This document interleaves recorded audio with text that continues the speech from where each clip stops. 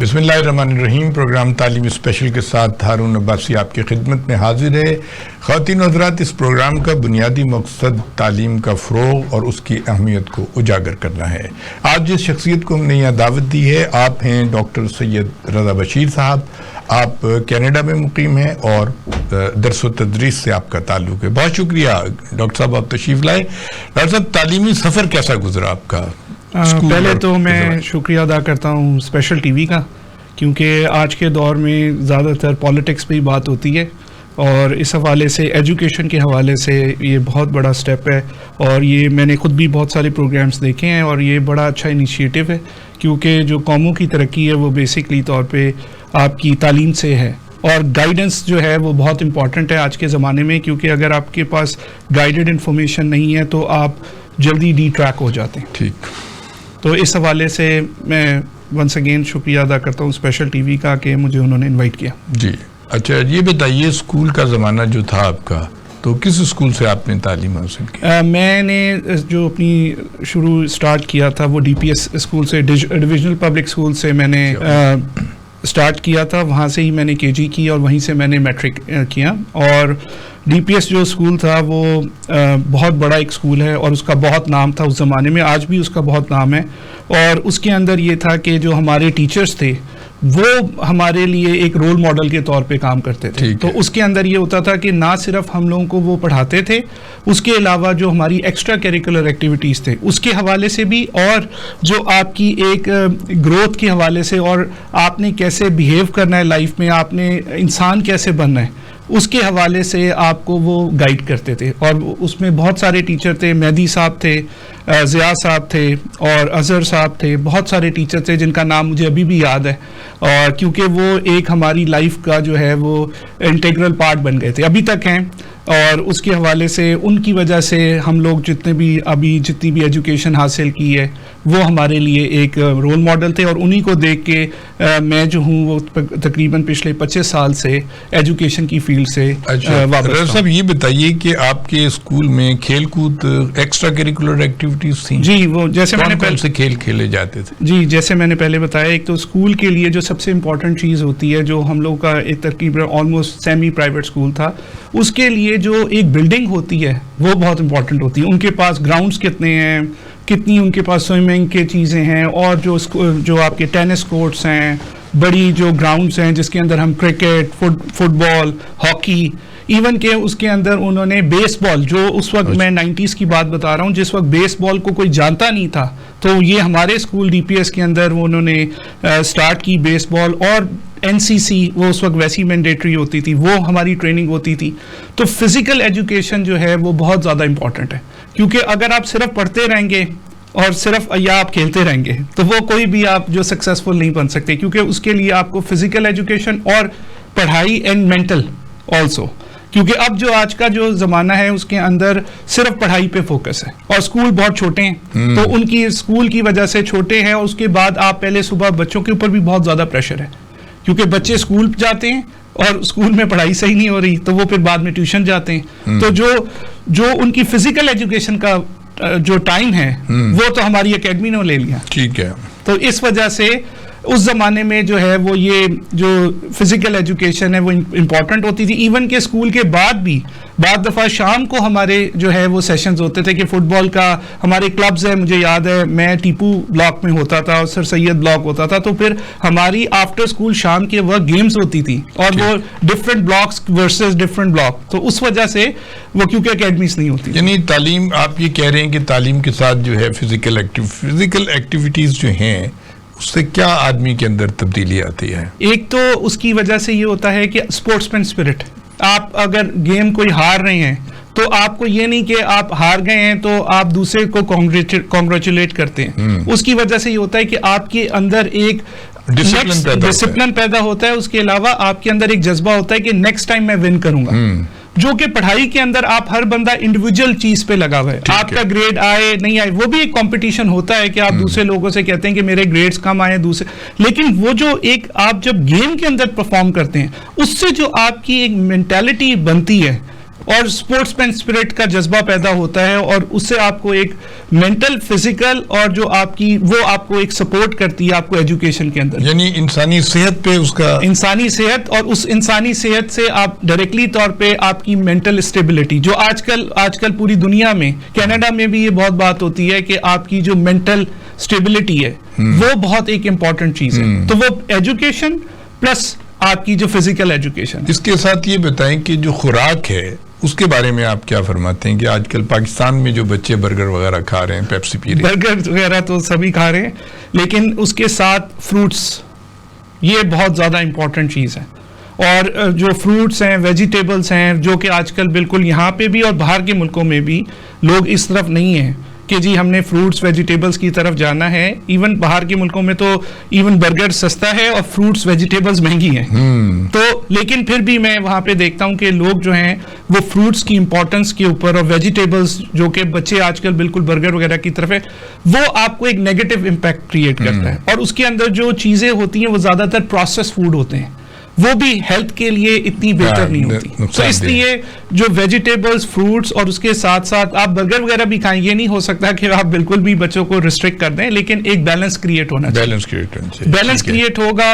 Physical education, اگر وہ burger بھی کھا رہے ہیں, اگر فزیکل ایجوکیشن کر رہے ہیں تو وہ برن آؤٹ کر دے گی ساری چیز. ٹھیک ہے. تو اس سے اسی لیے باہر کے ملکوں میں آپ دیکھیں جو بچے ہیں وہ بہت موٹے ہیں, وہ اگر وہ فزیکل ایجوکیشن نہیں کر رہے اور برگر ہی کھائی جا رہے ہیں تو اس کی وجہ سے ان کو امپیکٹ نہیں. ان کے یہاں فزیکل ایجوکیشن جو ہے وہ دیکھیں نا, جہاں پہ موسم بڑے سرد قسم کا ہے, تو کیا جم وغیرہ کا ہے وہاں کون؟ جی, وہ وہاں پہ جیسے اب بچوں کے جو اسکول ہیں, میری 2 بیٹی ہیں ماشاءاللہ, تو اس کے اندر اسکول کا ٹائم جو ہے جو 9 o'clock شروع ہوتا ہے, 8:30 8:45 سے شروع ہوتا ہے, 9 o'clock پہ ایکچوئل سٹارٹ ہوتا ہے, اور وہ 3 o'clock تک ہے. اس کے اندر مینڈیٹری انہوں نے جم رکھا ہوا ہے. 1.5 گھنٹہ انہوں نے جم کرنا ہے انڈور, کیونکہ weather is very extreme. Some times جو سمرز کے اندر وہ آؤٹ ڈور ایکٹیویٹیز کے اوپر بھی لے کے جاتے ہیں, لیکن اسکول کے اندر ہی انہوں نے جم کا ایک پورا, اس میں باسکٹ بال ہو رہا ہے, اس کے اندر والی بال ہو رہا ہے, اس کے علاوہ وہ جمپ وغیرہ, جمناسٹک کی چیزیں.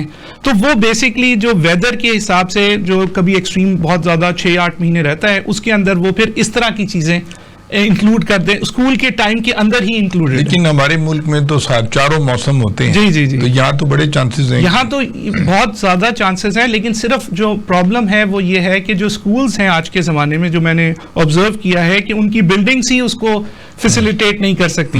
تو ان کے لیے وہ اسپیشل کبھی ہائر کر لیتے ہیں 6 مہینے میں ایک دفعہ. لیکن یہاں پہ جیسے ڈی پی ایس اسکول کی میں نے اگزامپل دی, اور ایچ ای سن وغیرہ جو بڑے اسکولز ہیں, تو ان کے پاس تو ان کے اپنے گراؤنڈز ہیں. اور جیسے میں نے پہلے بتایا کہ شام کے وقت ہم لوگ ایکسٹرا کریکولر ایکٹیویٹیز کے لیے شام کو جا کے گراؤنڈ کے اندر ہم کھیلتے تھے. اس وقت تو اس وقت اکیڈمی نہیں تھی, اور اسکول بھی بہتر پرفارم کرتے تھے. اب یہ زیادہ تر جو ایجوکیشن ہے یہاں پہ, اسکولنگ وغیرہ, یہ ساری کمرشل ہو چکی ہے. تو اس وجہ سے یہ پرابلمس آ رہی ہیں آج کے زمانے میں. ٹھیک ہے. تو وہ اس میں ایک تو 2 امپیکٹ ہو گئے. ایک تو یہاں پہ اسکول کے حوالے سے ایک تو آپ کی فزیکل ایجوکیشن نہیں ہو رہی, اور پھر پروسیس فوڈ ہم کھا رہے ہیں. تو اس وجہ سے بتائیں کہ جو تعلیم بہت مہنگی ہو گئی ہے, تو اس کا کیا حل ہو سکتا ہے ہمیں سرکاری یعنی اسکولوں کے حوالے سے کچھ؟ اس میں تو ایک ہی حل ہے کہ اس میں گورنمنٹ کو اسٹیپ ان کرنا پڑے گا. جتنی فیسیں, اتنی زیادہ فیسیں اور اتنی مہنگائی ہے یہاں پہ all over the world after Covid بھی, لیکن اس سے پہلے بھی, یہ ایک کمرشل بزنس ہے. اس کے اندر گورنمنٹ کو اسٹیپ ان کرنا پڑے گا, کیونکہ گورنمنٹ کے اسکولز بہت بڑے ہیں. جتنے بھی یہ آپ یہ دیکھ لیں, یہ ماڈل ہائی اسکول ہے اور ڈفرینٹ اسکولز ہیں, ان کے پاس بہت فیسلٹیز ہیں. لیکن وہاں پہ آپ کو جب تک آپ ان کے ٹیچرز کی اچھی پے نہیں کریں گے, ان کو فیسیلیٹیٹ نہیں ان کی ٹریننگ نہیں کروائیں گے, ان کی ٹریننگ آپ کروائیں, ان کو بہتر فیسیلیٹیٹ کریں, ان کی سیلریز کو بہتر کریں, جس کی وجہ سے کیا ہوگا کہ وہ ان کے پاس ساری بلڈنگ انفراسٹرکچر موجود ہے. تو اس سے کیا ہوگا کہ لوگ جو ہیں جو چھوٹے اسکول ہیں, یعنی کہ چھوٹے اسکول پرائیویٹ اسکول ہیں, ان کی فیسیں بہت زیادہ ہیں. ابھی جو گورنمنٹ اسکول ہیں ان کی فیسیں ابھی بھی بہت کم ہیں. تو بس آپ کو ایک ایجوکیشن کا فیکٹر اس کے اندر ایڈ کرنا ہے. وہ آپ ٹیچرز کو فیسیلیٹیٹ کریں, اس کے بعد ان کی ٹریننگز کرائیں ریگولر طور پہ, اور اس سے کیا ہوگا کہ وہاں کے ادارے, وہاں کے جو لوگ ہیں, بچے پھر آہستہ آہستہ اس سائڈ پہ شفٹ ہو جائیں گے. تو وہ جو پرابلم ہے کہ ہم چھوٹے اسکول جو ہمارے پرائیویٹ اسکول ہیں اور وہ ہے, اس میں صرف فرق یہ ہے کہ جو گورنمنٹ اسکولز ہیں اس کے اندر جو ہے وہ ٹیچرز کا پرابلم ہے. تو ٹیچرس کو آپ فیسیلیٹیٹ کریں. یعنی جو آج کل کی تعلیم او لیولز وغیرہ ہے اس کی ٹریننگ نہیں ہے ان کی, اسی وجہ سے بچے وہاں جا رہے ہیں زیادہ. انفیکٹ اگر او لیولز اے لیولز کرنا ہے وہ تو ایک سیپریٹ ایک سبجیکٹ ہے, اس کے اندر بھی ہے, لیکن جو نارمل آپ کی پڑھائی ہے وہ بھی بہتر ہے. 8th گریڈ تک تو سب نارمل ہی پڑھ رہے ہیں. صحیح بات. اگر آپ ان کو ہی بہتر طریقے سے کریں, بے شک میں آپ کو جو بات بتاؤں, میں نے دونوں چیزیں کی ہوئی ہیں. یعنی کہ میں نے میٹرک, جب میں شروع میں تھا تو میں 7 ہی ٹیوشنز پڑھاتا تھا, تو میں نے میٹرک وغیرہ کی بھی ٹیوشن پڑھائی ہے, میں نے او اے لیول کو بھی پڑھایا. اچھا. کوئی اتنا فرق نہیں ہے. اچھا. زیادہ تر اس میں تھنکنگ کے تھوڑی سی چیز ہے, لیکن جو کنٹینٹس ہیں دے آر دا سیم. سو اس کے اندر صرف یہ ہے کہ آپ ٹیچرس کو ٹریننگ پروگرام, ان کی فیس اور ان کی جو بیسکلی سیلریز وغیرہ ہیں ان کو انسینٹیوائز کریں. اس سے فائدہ یہ ہوگا کہ آپ کا جو ہے برڈن جو لوگوں کے اوپر بہت زیادہ ہے مہنگائی کی وجہ سے وہ کم ہوگا اور بچے اچھے طور پہ آگے گروتھ کر سکیں. اچھا ڈاکٹر صاحب یہ بتائیں کہ آپ نے پھر ایف ایس سی کی, یعنی میٹرک کے بعد کون سے کالج میں گئے؟ میں نے ایف ایس سی بھی ڈی پی ایس سے ہی کی, کیونکہ اس کی وجہ یہ تھی کہ وہ میرے گھر کے بالکل سامنے تھا, تو اس کی ایک تو بالکل پاس تھا, اور میں اس ماحول سے پہلے ہی ایڈجسٹڈ تھا کیونکہ میں نے کے جی سے لے کے میٹرک تک وہیں پڑھائی کی.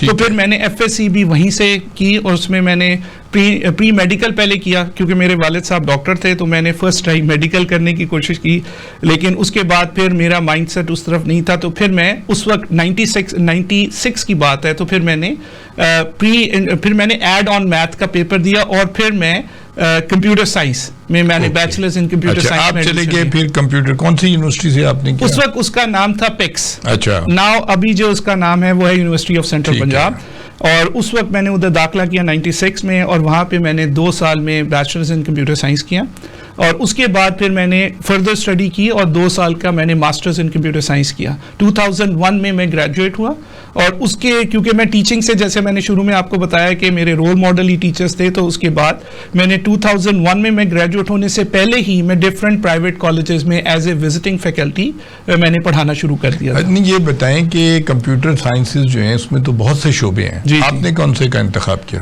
دیکھیں, جو شروع میں جب بیچلرز ان کمپیوٹر سائنس آپ جب کرتے ہیں تو آپ کو سارے ہی سبجیکٹس لینے پڑتے ہیں. اچھا. تو اس وقت چیزیں ساری چیزیں آپ کو پڑھائی جاتی ہے, آپ کو سافٹ ویئر بھی پڑھایا جاتا ہے, آپ اس میں سافٹ ویئر انجینئرنگ بھی پڑھتے ہیں, اس کے اندر آپ میتھس کے بہت سارے کورس, میتھس بہت امپورٹنٹ ہے. اس میں الیکٹریکل انجینئر والے بھی کچھ آپ کو میرا خیال پڑھاتے ہیں تھوڑا بہت. الیکٹرک انجینئرنگ کے ڈیجیٹل لاجک ڈیزائن کا کورس ہے, وہ آپ کو پڑھاتے ہیں. میتھس کے بہت سارے سبجیکٹ جو الیکٹریکل انجینئرز پڑھ رہے ہوتے ہیں وہ بھی ہوتے ہیں. ڈیجیٹل لاجک ڈیزائن کا کورس ہوتا ہے, اور جو مین بیسکلی جو آپ کے کمپیوٹر سائنس میں ہوتا ہے کہ 2 فیلڈز آپ ہوتی ہیں, ایک سافٹ ویئر ہوتا ہے, ایک ہارڈ ویئر ہوتا ہے. تو ہارڈ ویئر کے اندر آپ کے نیٹ ورکس اور یہ جتنی نیٹ ورک انجینئرنگس ہیں وہ ساری اس سائٹ پہ. سافٹ ویئر کے اندر اب آج کے زمانے میں 20 سال 25 سال کے بعد 24 سال کے بعد اب اس کی بہت ساری برانچز ہیں. جیسے آپ دیکھیں سافٹ ویئر کے اندر ایک ویب ڈیولپمنٹ آ گئی, ایک آپ کی اینڈرائڈ ڈیولپمنٹ جو ایپس ہیں وہ آ گئی. پھر آج کل 2000 تقریباً پچھلے 7-8 سال میں اے آئی, آرٹیفیشل انٹیلیجنس, جس میں میری بھی پی ایچ ڈی ہے آرٹیفیشل انٹیلیجنس میں, اور میری وائف کی بھی آرٹیفیشل انٹیلیجنس میں ہی پی ایچ ڈی ہے. تو وہ چیزیں پھر میں سافٹ ویئر کی طرف زیادہ, حالانکہ میں سبجیکٹ سارے ہی پڑھا سکتا ہوں, لیکن میرا انٹرسٹ جو ہے وہ کیونکہ میری پی ایچ ڈی بھی سافٹ ویئر میں ہی ہے, تو میں سبجیکٹ زیادہ تر سافٹ ویئر ڈیولپمنٹ کی طرف ہی پڑھاتا ہوں. یہ بتائیں کہ سافٹ ویئر انجینئرنگ کو جب ہم دیکھتے ہیں آج کل بے روزگاری بہت ہے, تو ہمارے بچوں کو جو سافٹ ویئر میں جانا چاہتے ہیں تو اس میں روزگار کی کیا اپرچونٹیز ہیں؟ دیکھیں جی, اب آپ کو یہ دیکھیں کہ یہ سارا گلوبل ولیج بن چکا ہے, تو اس کے اندر بیسک بات یہ ہے کہ ہارڈ ویئر کے لیے تو آپ کو اس کے اندر بھی اب آپ تھرو ڈفرینٹ نیٹ ورکس آپ ایکسیس کر سکتے ہیں پوری دنیا میں کہیں پہ بھی, لیکن جو سافٹ ویئر انڈسٹری ہے وہ جو بیسک چیز ہے وہ آپ کہیں پہ بھی بیٹھ کے آپ کے اسکلز ہونی چاہیے. اور میں نے ابھی یعنی ہر ادارے میں جاب مل سکتی ہے, اب ایون کہ میری کچھ جو ریسرچ پیپرز ہیں وہ میں نے میڈیکل کے اوپر رکھے ہیں, میڈیکل کی ریسرچ, اور مجھے انویٹیشنز آتی رہتی ہیں. ابھی بھی مجھے انویٹیشن ایک تھائی لینڈ کا ہے مارچ میں, وہ جو ہے وہ میڈیکل کے ساتھ ایسوسیٹڈ ہے. تو وہ آرٹیفیشل انٹیلیجنس تو اب ہر فیلڈ میں, آپ بینکس کے اندر آپ دیکھ لیں ڈیٹا انالیٹکس کی جابس ہیں, وہاں پہ آپ نے گھر بیٹھ کے ہی جاب کرنی ہے. آپ کو ہفتے میں شاید 1 دن, ہفتے میں مہینے میں 2 دن 3 دن, کیونکہ آپ کو وہ ایکسیس ہے. تو اب یہاں پہ بھی میں نے بہت سارے میں نے جاننے والوں کو دیکھتا ہوں کہ وہ یہیں پہ بیٹھ کے وہ ڈالرز میں کما رہے ہیں. کیونکہ وہ سافٹ پرائیویٹلی بھی کر سکتے ہیں, پرائیویٹ آپ کر سکتے ہیں. اور اب وہ تو کیا پروجیکٹ بنانی ہوتی ہیں, کیا ہوتا ہے؟ جی پروجیکٹ ڈیولپمنٹ ہوتی ہے, کیونکہ اب آپ جو ایک اور جو بات ہے وہ یہ ہے کہ جو باہر کے لوگ ہیں وہاں پہ جو سافٹ ویئر ڈیولپر کی جو سیلری ہے وہ اسٹارٹ ہی پر ایئر کوئی $80,000-90,000 کی ہوتی ہے. اچھا, تو اس سے وہ لوگ اگر ادھر ہائر کر رہے ہیں تو یہاں پہ آپ ایک بندے کو اگر $1,000 دیتے ہیں جو کہ 2 لاکھ روپے بن رہا ہے, وہ بھی بہت ہے. تو وہ ادھر کے لحاظ سے تو بہت زیادہ ہے. ان کو اگر وہ $6,000 ایک بندے کو مہینے کا دے رہے ہیں تو وہ ادھر why don't they give somebody here. تو اس کے لیے بھی تو اس کے اندر یہ ہے کہ آپ کی جو فزیکل لمیٹیشنز ہیں وہ ختم ہو گئی کہ میں نے آفس جانا ہے, کہیں جانا ہے. اچھا, آن لائن سب کچھ سارا کام آن لائن. باہر کے ملکوں میں بھی ایسا ہی ہے سب بہت, میری وائف ہے وہ خود کام کر رہی ہیں, تو آن لائن ہی سارا کام ہوتا ہے. اور یہ سب سے بڑا ایڈوانٹیج ہے سافٹ ویئر کا, یہ کسی اور جاب میں نہیں آپ کر سکتے. سافٹ ویئر ڈیولپمنٹ میں آپ پوری دنیا میں کہیں پہ بھی بیٹھ کے, ابھی میرا سیمسٹر ختم ہوا ہے تو میں ایک کورس ڈیولپ کر رہا ہوں, موبائل کمپیوٹنگ کا ایک نیا کورس لانچ ہو رہا ہے. تو میں ابھی رات کو میری 10 بجے ان سے میٹنگ تھی, اور اس کے بعد ابھی میں نے ان کو ایک ڈیلیوریبل دینا ہے, کورس نیا ہم لانچ کر رہے ہیں موبائل کمپیوٹنگ کا ایک کالج کے لیے. تو وہ میں اب ادھر سے بیٹھ کے کر رہا ہوں, مجھے ایکسیس ہے, میں ادھر ہی ان کا سرور ایکسیس کر کے ساری چیزیں ایڈ آن کر لیتا ہوں. تو یہ بگیسٹ ایڈوانٹیج ہے. سافٹ ویئر انڈسٹری جو ہے وہ آپ کو ایک تو اگر آپ ادھر بیٹھ کے کر رہے ہیں تو آپ کو ایک ریمیٹنسز آ رہی ہیں, اور باقی آپ کو وہاں سے ڈالرز ادھر آ رہے ہیں, تو اس سے ہماری اکانومی جو ہے وہ بہت گرو کر سکتی ہے. نہیں, یہ بتائیں کہ جو ہماری یہاں کی سافٹ ویئر کی انجینئرنگ کی جو ڈگری ہوگی وہ انٹرنیشنل رینکنگ میں جی کوئی اس کی ریکگنیشن ہے؟ دیکھیں جی, جیسے ابھی میں نے آپ کو پہلے بتایا کہ یہاں پہ جو سافٹ ویئر ڈیولپمنٹ کی چیزیں ہیں وہ ڈگریز بیس نہیں ہوتی, یعنی کہ آپ ڈگری آپ نے حاصل کر لی لیکن آپ کو سکلز ہیں کہ نہیں. اچھا, آپ نے اپنی سکلز کی بیس پہ آپ کوئی سرٹیفکیشنز کر لیں. اچھا, اور آپ کی سکل ہوتی ہے, بعض لوگوں نے ایون سرٹیفکیشنز بھی نہیں کی ہوئی, وہ اتنے ایکسپرٹ کام کر رہے ہوتے ہیں کیونکہ آپ کو ریزلٹ چاہیے. اب آپ کے پاس ڈگری ہے اور آپ کو کام کوئی بھی نہیں آتا تو پھر ڈگری کو تو کوئی بھی نہیں مانے گا. ٹھیک بات ہے. تو یہ ایک اسکل کا کام ہے. آپ سرٹیفکیشن, obviously ایجوکیشن بہت امپورٹنٹ ہے. جس کے پاس یعنی کہ ایک بندہ کہے جی ٹھیک ہے میں تو پھر کچھ کروں ہی نا, ڈگری کرنے کا کیا فائدہ ہے, یہ بھی کانسیپٹ غلط ہے. ڈگری آپ کو ایک آپ کا مائنڈ اوپن کرتی ہے, آپ اس میں میتھس کے سبجیکٹ پڑھ رہے ہیں, آپ کو پرابلم سالونگ اسکل سکھاتے ہیں. ورنہ ادروائز آپ جب صرف ایک ڈپلوما کرتے ہیں تو آپ کا ٹنل ویژن ہوتا ہے, اور وہ پھر آپ ساری عمر اسی جاب پہ ہی رہیں گے, آپ پھر پروجیکٹ مینیجر نہیں بن سکتے. ٹھیک بات ہے. تو اس کے لیے جو education degree is very very important. جو مسکنسپشن ہے نا, میں آج کل دیکھتا ہوں سوشل میڈیا پہ کہ جی ڈگری کا کوئی فائدہ نہیں ہے. Degree is very very important. ظاہر ہے تعلیم تو اس کے بعد پھر اسکلز تو آپ نے ساتھ ساتھ لرن کرنی ہے. ٹھیک ہے. اچھا, یہ بتائیں آپ نے کینیڈا سے ڈاکٹریٹ کی تو اس کا سبجیکٹ بھی یہی تھا جی, اور کس یونیورسٹی سے آپ نے کی, اس میں کتنے ممالک کے لوگ وہاں پڑھتے تھے آپ کے ساتھ؟ اس میں نے ٹورنٹو میٹروپولیٹن یونیورسٹی سے کی, اور اس کے اندر میں نے کیونکہ میرے پاس پہلے میں نے جیسے میں نے پہلے بتایا 1996 سے لے کے 2 سال بیچلر کیا, 2 سال ماسٹر کیا, لیکن that comes out to be 16 years of education. اچھا. So I did then MPhil, that is at that time is called Masters of Computer Science. So میں نے پھر 2 سال کی پھر UCP سے ہی میں نے MPhil جسے کہتے ہیں, لیکن وہ that makes up to 18 years of education. Then I immigrated to Canada in 2015, a skilled worker program, and then in 2017 I started my PhD. So then I have 18 years of education, then I can get admission in PhD. اور پھر میں نے پی H D میں admission لیا, اور اس کے بعد میں نے سافٹ ویئر انڈسٹری کے اوپر ہی کام کیا, اور اس کے اندر سافٹ ویئر انڈسٹری کی ہی پروگرامز پہ کام کیا ساتھ, اور ساتھ میری پی ایچ ڈی بھی سافٹ ویئر میں ہی تھی. اس میں بھی آپ کو شروع میں کچھ کورسز کرنے پڑتے ہیں, اور اس کے بعد جو ہے میری P H D artificial intelligence میں ہے. ٹھیک ہے. خواتین حضرات, آپ ڈاکٹر سید رضا بشیر صاحب کی گفتگو سن رہے ہیں. ایک وقفے کے بعد دوبارہ حاضر ہوتے ہیں. جی خواتین و حضرات, آج ہمارے مہمان ہیں ڈاکٹر سید رضا بشیر صاحب. یہ گفتگو فرما رہے ہیں کہ سافٹ ویئر انجینئرنگ کی اہمیت پہ انہوں نے گفتگو کی ہے, اور یہ مقیم ہیں کینیڈا میں, اور وہاں پہ یہ پڑھاتے ہیں کالج میں, اور وہیں سے انہوں نے ڈاکٹریٹ کیا ہے. رضا صاحب یہ بتائیے کہ خواتین کے کیا چانسز ہیں سافٹ ویئر میں, خاص طور پہ وہاں پہ پاکستانی خواتین کام کر رہی ہیں؟ جی بہت, وہاں پہ ایون کہ صرف سافٹ ویئر انڈسٹری میں نہیں, ہر فیلڈ میں ہی ان کی خواتین بہت آگے ہیں, کیونکہ جو کینیڈا ہے اس کے اندر آپ نے اگر ترقی کرنی ہے تو دونوں ہی میاں بیوی کو اچھے طریقے سے کام کرنا پڑے گا, اور اگر وہ ویسے سنگل بھی ہیں تو تب بھی ظاہری بات ہے ان کو تو کرنا ہی کرنا ہے. تو اس کے اندر یہ تھا کہ 2017 میں جب میں نے پی ایچ ڈی اسٹارٹ کی تو میری وائف نے بھی میرے ساتھ ہی پی ایچ ڈی اسٹارٹ کیا, اور وہ میرے سے بھی بہت زیادہ انٹیلیجنٹ ہے, انہوں نے مجھ سے پہلے کمپلیٹ کر لی پی ایچ ڈی, اور وہ ماشاءاللہ بھی ان کو آپ بتا رہے تھے کہ ان کو گولڈ میڈل وغیرہ ملا. جی انہوں نے بھی جب یو سی پی سے ایم فل کیا تھا تو اس کے اندر ان کو گولڈ میڈل ملا تھا, اور ابھی وہ آج کل یونیورسٹی آف ٹورنٹو کے ایک ادارہ ہے ویکٹر انسٹیٹیوٹ, اس کے لیے کام کر رہی ہیں, اور ان کے جو جس بندے نے بیسکلی وہ ادارہ بنایا ہے ان کو ابھی تھوڑے دنوں پہلے نوبیل پرائز ملا ہے, تو وہ اس کمپنی میں کام کرتی ہیں as a senior research scientist, اور وہ کافی جو ہے وہ اچھی پوزیشن میں ہیں, اور انہوں نے کافی ان کے بہت سارے ریسرچ پیپرز ہیں جس کی وجہ سے میں بھی ریسرچ پیپرز لکھتا ہوں اور وہ بھی ریسرچ پیپرز پہ کام کر رہی ہیں. تو جو خواتین ہیں ان کے لیے بہت ضروری ہے کہ انہوں نے اپنی جو پروفیشنل لائف ہے, اور اس کے اندر فائدہ کیا ہے کہ آپ کی پروفیشنل لائف آپ کی جو آپ کی پرسنل لائف ہے اس کو افیکٹ اس لیے نہیں کر سکتی کہ زیادہ تر کام آپ کا آن لائن ہے, تو آپ گھر بیٹھ کے ہی سارا کام کر سکتے ہیں. اچھا یہ بتائیں کہ آپ کی بیگم ہیں اور آپ ہیں, آپ کو کوئی بیرونی ممالک میں بھی کوئی موقع ملا ہے پیپر وغیرہ پڑھنے کا؟ جی وہ ابھی جیسے ریسنٹلی میں نے پہلے بتایا کہ شروع میں ہم لوگ ایک بگ ڈیٹا کے نام سے کانفرنس تھی 2019 میں, ہمیں لاس اینجلس میں ایک پریزنٹیشن تھی, وہاں پہ ہم گئے تھے. ابھی ریسنٹلی ایک وینکوور کے اندر پریزنٹیشن تھی, اس کے علاوہ اس سے پہلے ابھی 4 months بیک ایک بینکاک میں اندر پریزنٹیشن تھی. ابھی جو ہے اب جو نیکسٹ ہمارا جو ٹارگیٹ ہے وہ ابھی آئی بلیو آسٹریا کے اندر ہو رہی ہے, تو اس کے لیے ریسرچ پیپرز پہ ہم کام کر رہے ہیں. تو وہ جب ایکسیپٹ ہو جاتے ہیں ریسرچ پیپرز, ان کو آبویسلی سارے لوگ اس کو مانیٹر کرتے ہیں, وہ اپروو ہوتا ہے, اس کی ایک لمبا پروسیس ہوتا ہے, اور اس کے بعد پھر وہ ہمیں انوائٹ کرتے ہیں, اور اس کے بعد وہ جو کمپنیز جس ادارے میں کام کر رہے ہوتے ہیں وہ پھر ہمیں اسپانسر بھی کرتے ہیں.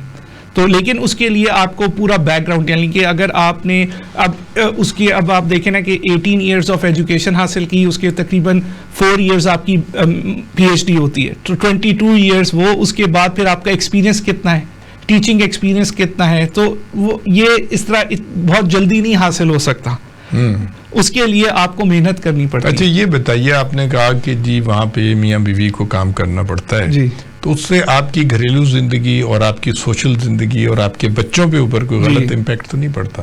اس پہ یہی بات جیسے میں نے پہلے کی کہ یہ جو سافٹ ویئر انڈسٹری ہے اس کے اندر آپ گھر بیٹھ کے بھی کام کر سکتے ہیں, ٹھیک ہے. تو اس سے جو ہے وہ کیونکہ ایک اور جو بات ہے کہ جو بچوں کی تربیت ہے وہ ماں باپ دونوں کی ذمہ داری ہے. یہاں پہ زیادہ تر ہم یہ ہوتا ہے کہ جی ماں تربیت کرے گی, یہ بھی ایک فیکٹر ہے, لیکن اب مائیں بھی نہیں کر رہی ہیں. یہ تو بات آپ نے بالکل صحیح کی. جب سے یہ سوشل میڈیا جو ہے وہ بھی اس کے نیگیٹوز بہت زیادہ ہمیں نظر آتے ہیں, لیکن اس کے پازیٹیوز بھی ہیں. لیکن آپ انٹرنیٹ کو ہی دیکھ لیں, آپ اس کو پڑھائی کے لیے بھی یوز کر سکتے ہیں, آپ اس کو گانے بجانے کے لیے بھی یوز کر سکتے ہیں. لیکن طریقہ کار کیا؟ گورنمنٹ ذمہ دار ہے, ماں باپ ذمہ دار ہیں, کون ہے اس کا ریسپانسبل, کون ہے کہ وہ مانیٹرنگ کریں, کیا کریں کہ بچہ کیا دیکھ رہا ہے اور اسے کیا دیکھنا چاہیے؟ دیکھیں اس میں ٹائمنگز کی بات ہے, پوری رات بچے دیکھتے ہیں. ایک تو پہلی بات یہ ہے کہ جب آپ خود ایگزامپل نہیں بنیں گے نا بچوں کے لیے, تب تک بچے آپ کی بات نہیں سنیں گے. ٹھیک بات ہے. اس کے لیے ایک ڈسپلن لائف کا ہونا بہت ضروری ہے. اب جیسے میں نے بتایا کہ وہاں پہ جو سکولز ہیں وہ 9 to 3 ہوتے ہیں, 3:30 پہ بچے آتے ہیں, اس کے بعد اکیڈمی وغیرہ بھی کوئی نہیں ہوتی, لیکن آپ کو 1-2 گھنٹے بچوں کو پڑھانا پڑتا ہے. اگر آپ بچوں کو پڑھائیں گے نہیں نا تو پوری دنیا میں کہیں پہ بھی ہوں وہ پھر کچھ بھی نہیں کر سکتے. اس کے علاوہ پھر آپ نے ایک جیسے ہوتا ہے کہ آپ صبح ہم نے نماز بھی پڑھنی ہے, تو اب آپ نے صبح شام کے وقت آپ عشاء کے بعد آپ جلدی سوئیں, 9-10 بجے, 9 بجے, 9 میکسیمم 10, جو سردیاں ہیں خاص طور پہ 9-10 بجے آپ سوئیں گے, صبح آپ 6 بجے اٹھ جائیں گے. لیکن اگر آپ خود بھی, اور اس پہ پھر کیا ہوگا کہ آپ کا لمیٹڈ ٹائم ہو جائے گا سوشل میڈیا کے لیے.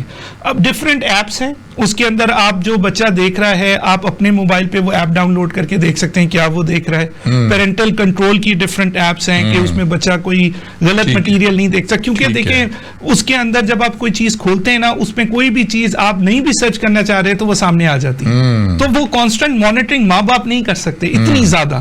اگر آپ کو اس ٹائم کو شرنک کر دیں کہ اگر 3 بجے بچہ آ رہا ہے, 3:30 کھانا کھایا, پھر ہوم ورک تھوڑا سا کیا, تھوڑا سا پارک لے گئے آپ اس بچے کو, اور پھر آپ 9-10 بجے سو جائیں. اگر آپ اس کو رات کو 12 بجے ہم خود سو رہے ہوں گے 12 بجے تک لے جائیں گے تو وہ ٹائم ہے بیسکلی. تو اس کے اندر ذمہ داری سب کی ہی آتی ہے. لیکن ٹیچرز وغیرہ سے بھی, ابھی جب میں لاسٹ ٹائم پیرنٹ ٹیچر میں چھوٹی بیٹی کے لیے میں گیا تو ان سے میں نے یہ بات کی, تو انہوں نے کہا کہ اب جو ہے وہ ہم ہوم ورکس دیں گے, اس کی مانیٹرنگ ہوگی, تو آپ اگر اس کو چیزوں کے اندر انوالو رکھیں گے تو پھر ہی وہ بچہ, اگر اس کے پاس کچھ کرنے کو ہے ہی نہیں اور آپ بھی اس کو توجہ نہیں دے رہے. اب تو فیملیز آپ ساتھ بیٹھے ہوتے ہیں, میں آپ ساتھ بیٹھے, ایک اور بیٹھا بندہ کہیں بیٹھے ہوں گے تو سب اپنے موبائل فون پہ ہی دیکھ رہے ہوں گے کیا ایک دوسرے سے میسج بھی موبائل پہ کمیونیکیٹ نہیں رہے ہوتے, بات چیت نہیں کر رہے. وہ اسی وجہ سے ہے نا کہ آپ کے پاس اس وقت کوئی چیز کرنے کو نہیں ہے, تو آپ کو ایک لائف کے اندر ایک ٹائم ٹیبل ایڈ کرنا پڑے گا کہ یہ اسکول سے بچے آ رہے ہیں, اس کے بعد ہم نے کیا کرنا ہے, اس کے بعد جو پیرنٹس ہیں ان کی کیا ریسپانسبلٹی ہے. ٹھیک ہے. تو وہ اب ماں باپ بھی تو سارا وقت سوشل میڈیا یوز کر رہے ہیں. تو اچھا یہ بتائیں, آپ کینیڈا میں مقیم ہیں اور کینیڈا میں بہت بچے جانا چاہتے ہیں, جی, اس کے لیے یہاں پہ جو ہمارے کنسلٹنٹ ملتے ہیں بہت بھاری فیسیں لے لیتے ہیں اور بہت انہیں روزی پکچر دکھاتے ہیں کہ جی بس کل ہی آپ کا ٹکٹ آ رہا ہے اور ایسے نہیں ہو سکتا. جب کینیڈا جائیں گے تو وہاں کے پرائم منسٹر آپ کا استقبال کرنے کے لیے ایئرپورٹ پہ موجود ہوں گے. تو اس میں یہ ہوتا ہے کہ پیسہ بھی ضائع ہو رہا ہے اور بچوں کو طریقہ نہیں سمجھ میں. وہ آپ بتائیے ذرا. دیکھیں, میں نے جب 2015 میں امیگریشن کے لیے اپلائی کیا تھا تو میں نے کوئی کنسلٹنٹ نہیں کیا تھا.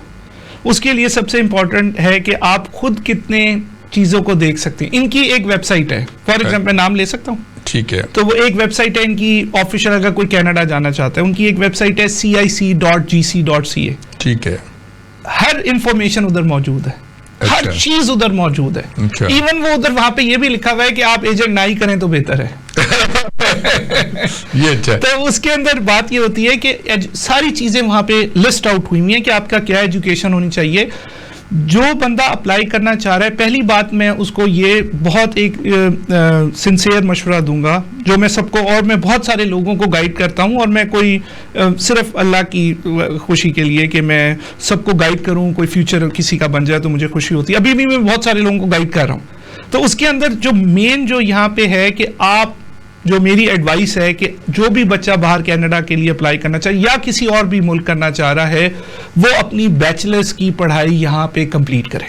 ٹھیک ہے. اس سے اس وقت, کیونکہ جب آپ 16 سال کی تقریباً بنتی ہے, جی 16 سال. اچھا. کیونکہ اس کا فائدہ یہ ہوتا ہے کہ جو انٹر کے بعد بچے کے اندر اتنی وہ ساری عمر, یہاں پہ آپ دیکھیں نا کہ سب ماں باپ ہی کر رہے ہوتے ہیں, تو جب وہ وہاں پہ جاتا ہے, اوپر سے وہ 4 سال کی فیسیں بہت زیادہ ہیں, تو آپ جب وہ 4 سال کی چیز کمپلیٹ کر لیتا ہے, جب وہ ماسٹرز کمپلیٹ کرے گا تو اس کے بعد ماسٹرز میں بھی, جب جیسے میں پی ایچ ڈی کر رہا تھا تو وہ یونیورسٹی کے اندر ہی آپ کو جابز دیتے تھے, جیسے میں ایز اے تعلیم ہی مل جاتی, ٹیچنگ اسسٹنٹ کی جاب میں کر رہا تھا. تو جب میں میں نے کی تو مجھے وہ تقریباً $45 پر آور دے رہے تھے, اور جو ماسٹرز میں اسٹوڈنٹ ہے وہ بھی ٹیچنگ اسسٹنٹ کے طور پہ کر رہے تھے, ان کو وہ $41-42 دے رہے تھے پر آور. تو اس کا فائدہ یہ ہوتا ہے کہ ایک بچہ بیچلر کر کے وہ ایک سنبھل جاتا ہے, اس کی مینٹل چیز بھی سمجھ آ جاتی ہے, اور اس کے بعد اس کو بیچلر کے بعد صرف جو ہے وہاں پہ 2 سال گزارنے کے بعد اگر وہ اچھی جاب لینڈ کر جاتا ہے تو اس کی امیگریشن اور اس کا پروسیس آسان ہو جاتا ہے. لیکن اگر وہ بیچلر کرے گا تو 4 سال کی فیسیں اتنی زیادہ ہیں, پلس وہاں پہ جو آپ کو رہنے کے لیے آپ کو تقریباً $2,500 پر منتھ چاہیے. اب وہ بن جاتا ہے یہاں کا پاکستانی $5 لاکھ مہینہ, تو بہت کم لوگ افورڈ کر سکتے ہیں. تو آپ نے اگر بیچلر یہاں سے کروائیں گے, جب ماسٹر میں جائے گا تو اس کو یونیورسٹی کے اندر ہی بہت زیادہ چانسز ہیں کہ جاب مل جائے, اور وہ اچھی جاب کرے, اور ساتھ 1.5-2 سال میں اس کا ماسٹرز کمپلیٹ ہو جائے, اور اس کے بعد وہ اپنی جاب پہ چلا جائے, یا پھر وہ پی ایچ ڈی میں بھی ایڈمیشن لے سکتا ہے. اچھا, ایک اور بات ہے رضا صاحب کہ یہاں بچے ورک پرمٹ کے چکر میں ہوتے ہیں, اور ہمارے جو کنسلٹنٹ ہیں خاص طور پہ وہ ان کو میں جیسے کہ پہلے بھی میں نے کہا ہے کہ وہ کہتے جی آپ کو ورک پرمٹ مل جائے گا اور آپ جاتے ہی وہاں پہ آپ کو ایسی چانسز ہیں کوئی؟ کچھ ہو سکتے ہیں، لیکن پچھلے 2-3 سال سے کینیڈا کا اپنا بھی کافی برا حال ہے. Job market is very low. So وہاں پہ یہ ہے کہ جو لوگ وہ جو امپلائڈس ہیں وہاں کے، وہ لوگ بیسک وہ تو جو پرماننٹ ریزیڈنٹس ہیں ان کو جاب مل جائے تو بہت بڑی بات ہے. تو یہاں سے وہ کیوں سٹاف ملا رہے ہیں؟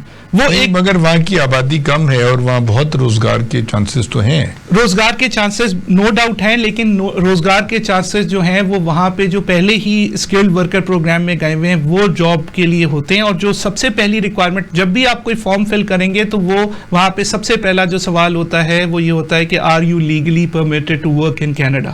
کیونکہ اگر آپ وہ ورک پرمٹ وغیرہ اگر آپ وہ پی آر کے علاوہ اور سٹیزن کے علاوہ اپلائی کرتے ہیں تو اس کا ایک لانگ پروسیس ہے. تو وہ اب مجھے نہیں پتا کہ وہ وہاں پہ جو یہ کنسلٹنٹ ورک پرمٹ دے رہے ہیں کیونکہ جو وہاں پہ موجود ہیں ان کو بھی اب اپنے سکلز نہیں ہیں اور چیزیں نہیں ہیں تو وہ وہاں پہ جاب حاصل نہیں کر سکتے. تو اس لیے جو میں آپ کو جو سمپل حل بتا رہا ہوں کہ آپ یہ ماسٹرز میں ایڈمیشن لیں یا پھر آپ ان کی اگر آپ کوالیفائی کرتے ہیں اگر آپ امیگریشن کے لیے جس کے سارے رولز لکھے ہوئے ہیں ویری اسٹریٹ فارورڈ ان وہ جو میں نے آپ کو پہلے CIC.gc.ca کی ویب سائٹ بتائی ہے اس میں سارے رولز لکھے ہوئے آپ کو پتا چل جائے گا کہ آپ کوالیفائی کر سکتے ہیں کہ نہیں کر سکتے.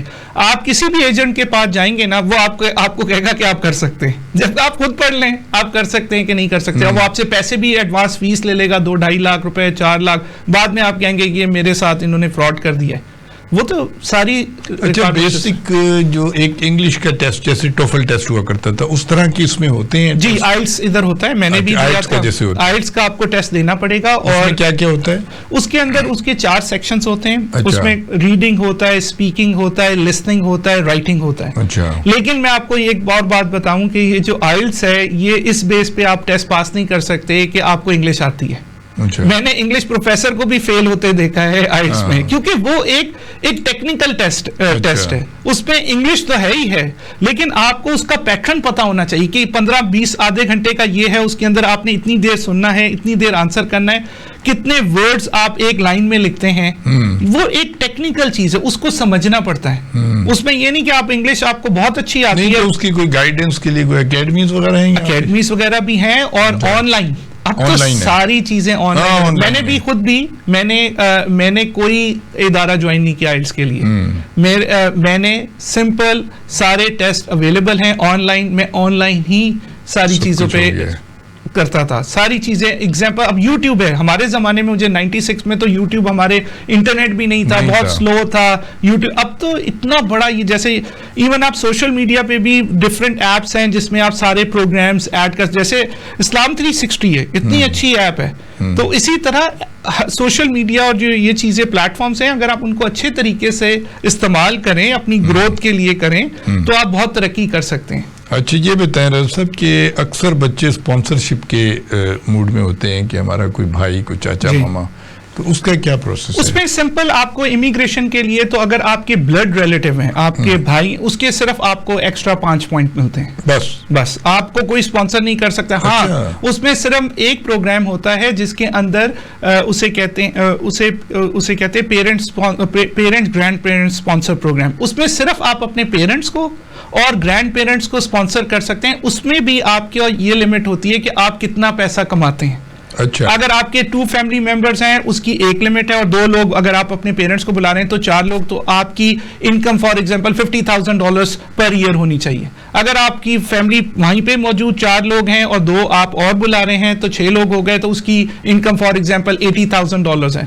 وہی ایک صرف پروگرام ہے جس کے اندر آپ بلا سکتے ہیں اور اس کے علاوہ آپ اپنے بھائی بہن وغیرہ کو کسی کو بھی. اور جو بچے شادی کرتے ہیں وہاں کی اس لڑکی سے یا لڑکے سے جس کے پاس وہاں کی تو وہ آسان ہے. اس کے لیے بھی آپ کو ایک چیک لسٹ بنی ہوئی ہے کہ جیسے فار ایگزامپل تاکہ وہ اب بہت زیادہ کاشیس ہو چکے ہیں کہ کوئی کیسز انہوں نے ڈسکور کیے تھے. اس کے لیے ہوتا یہ ہے کہ آپ کا اب وہ آپ کے پورے سوشل میڈیا اکاؤنٹس بھی آپ کے چیک ہوتے ہیں.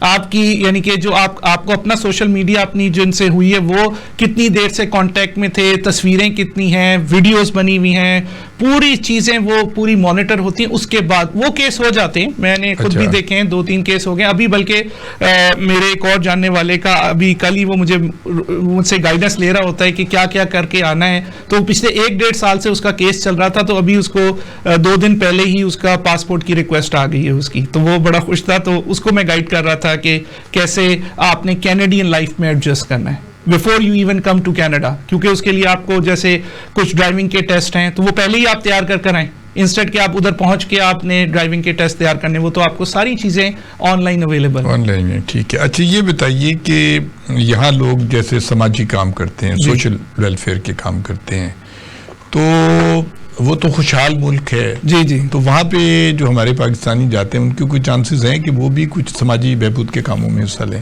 جی وہ کر تو بالکل سکتے ہیں. وہاں پہ تو والنٹری جو ایکسپیرینس ہوتا ہے وہ بہت بڑا ایڈوانٹیج ہے. لیکن فرسٹ آف آل پہلے تو آپ اپنی جاب کریں گے, والنٹری میں تو آپ کو پیسے نہیں دیں گے, لیکن وہ ایک اتنا بڑا, وہ اتنی اس چیز کو ویلیو کرتے ہیں کہ میں خود بھی ایز اے, جہاں پہ میں پہلے رہتا تھا وہاں پہ میں نے الیکشن لڑا تھا, اور اس کے بعد میں ایز اے IT ڈائریکٹر میں نے 4 ایئرس کام کیا, اور اس کے اندر وہ اس کا as a board of director, there are 12 board of director. So اس کے اندر جو بھی اس community, there are 3 buildings around 1400 units. So اس کی ویب ڈیولپمنٹ کا, کچھ ویب سائٹ کا کام ہوتا ہے, ایون کہ جو ان کی ایلیویٹرز چینج ہو رہی ہیں, millions of dollars project. So we just work for like all the team work over there as a voluntary. So میں نے یہ کیوں چوز کیا, کیونکہ اگر آپ کا ایک والنٹری ایکسپیرینس 2 سال کا ہے اور آپ کا ایک ورک ایکسپیرینس 2 سال کا ہے, سو the Kenyan گورنمنٹ جو والنٹری ایکسپیرینس اس کو ڈبل کاؤنٹ کرتے ہیں. اس کو وہ ڈبل کاؤنٹ کرتے ہیں کہ بھائی اس نے ہماری کمیونٹی کو سرو کیا ہے. تو یہ ایک وہاں پہ, لیکن اس کے لیے ضروری یہ ہوتا ہے کہ آپ کی ایک جاب ہو, کیونکہ وہ والنٹری سے تو نہیں آپ کر سکتے نا سب کچھ, لیکن آپ کو اس چیز میں پارٹ, وہ بہت زیادہ اس چیز کو سپورٹ کرتے ہیں.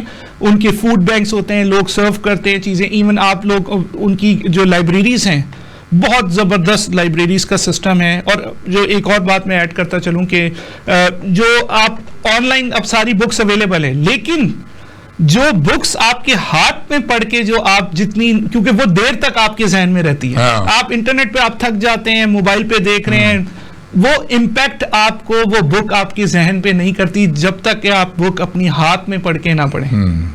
تو وہ ایک جو چیز ہے, اس لیے میرے بچے بھی لائبریریز وہاں پہ بہت اچھی ہیں, اور وہ آپ بکس لے جاتے ہیں. ایون وہاں پہ اور چیزیں بھی, یعنی کہ جیسے DVDs وغیرہ بھی مل رہی ہوتی ہیں, لیکن بکس آپ لے جاتے ہیں, وہ آپ واپس کر دیتے ہیں, پھر وہ آپ کو دوبارہ 15-20 دن کے لیے.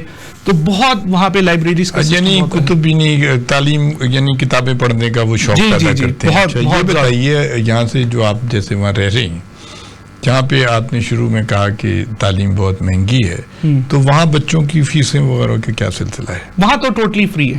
فری ہے وہاں, فری ایجوکیشن ہے. کس حد تک؟ ساری فری ہے, یعنی کہ میٹرک تک تو فری ہے, ایون 12th گریڈ تک. تو 8th گریڈ تک تو اسکول ہے, اور اس کے بعد آپ کی وہ 12 ایئرس تک وہ ہے آپ کی اسکولنگ, ہائی اسکول تک. اور اس کے بعد جب آپ بیچلرس پہ جاتے ہیں تو اس کے اندر آپ کو وہ, میں اونٹاریو میں رہتا ہوں وہاں پہ, تو وہاں پہ اونٹاریو اسٹوڈنٹ اسسٹنٹ پروگرام ہے OSAP, جس میں میں نے بھی PhD OSAP لے کے کی تھی. تو وہ آپ کو وہ اسپانسر کریں گے, آپ کی وہ پوری فیملی کی انکم دیکھیں گے, اس کے حساب سے وہ آپ کو فنڈ کریں گے. اور اس کے بعد جب آپ 4 سال فار ایگزامپل, جیسے میں نے PhD ختم کی, اس کے بعد اب میں ان کو پر منتھ پیسے دے رہا ہوں. جب جاب لگ جائے گی تو آپ اس کو پر منتھ جتنے بھی آپ دینا چاہیں ان سے بات کر سکتے ہیں. تو وہ آپ کا پورا فنڈ آپ کو کر دیں گے, تو وہ آہستہ آہستہ آپ ان کو پیسے ریٹرن کرتے جائیں. ٹھیک ہے, بہت ہی نامنل ان کا ہوتا ہے. ڈاکٹر سید رضا بشیر صاحب, کیونکہ وقت ختم ہو رہا ہے, ہم چاہیں گے کہ آپ ہمارے بچوں کو کوئی پیغام دینا چاہیں تو. اس میں سب سے پہلا پیغام یہ ہے کہ پڑھائی بہت امپورٹنٹ ہے, ڈگری لینا بھی بہت امپورٹنٹ ہے, اور اسکل ایجوکیشن حاصل کرنا بھی بہت امپورٹنٹ ہے. اور اگر آپ نے اور اس کے ساتھ ساتھ آپ کو also physical education also, right. And then اگر آپ لوگ کینیڈا کے اندر آنا چاہتے ہیں یا کسی اور کنٹری بھی جانا چاہتے ہیں, تو میرا یہی سجیشن ہوگا کہ آپ اپنی بیچلرس کمپلیٹ کریں, اور اس کے بعد آپ کسی دوسرے ملک کی ایجوکیشن میں اگر آپ نے داخلہ لینا ہے وہاں پہ حاصل کریں ایڈمیشن, اور یا پہ اسکل پروگرام پہ بھی آپ جا سکتے ہیں. لیکن امپورٹنٹ تھنگ از دیٹ کہ آپ کی ایجوکیشن بہت امپورٹنٹ ہے. اور skill education and skill. Obviously جب آپ ایجوکیشن حاصل کر رہے ہیں تو اسکل تو آپ نے اس میں ڈیولپ کرنا ہے. یہ نہیں کہ آپ صرف پاس ہونے کے لیے ہی نا ایجوکیشن حاصل کریں. کیونکہ خاص طور پہ جو کمپیوٹر سائنس ہے اس کے اندر اسکل حاصل کرنا بہت ضروری ہے. جی ٹھیک ہے. جی خواتین حضرات، آپ ڈاکٹر سید رضا بشیر صاحب کی گفتگو سن رہے تھے. آپ نے بڑی تفصیل سے بتایا سافٹ ویئر انجینئرنگ کی اہمیت پہ روشنی ڈالی. اس کے علاوہ آپ نے کینیڈا کی امیگریشن کے لیے اور کینیڈا میں جو بچے پڑھنے کے لیے جانا چاہتے ہیں اور جو وہاں پہ روزگار کی تلاش میں جانا چاہتے ہیں ان کے بہت اہم باتیں کی، گائیڈنس دی. بہت شکریہ رضا صاحب ہمارے پروگرام میں تشریف لائے. ہارون عباسی کو اجازت دیجیے گا. اللہ حافظ.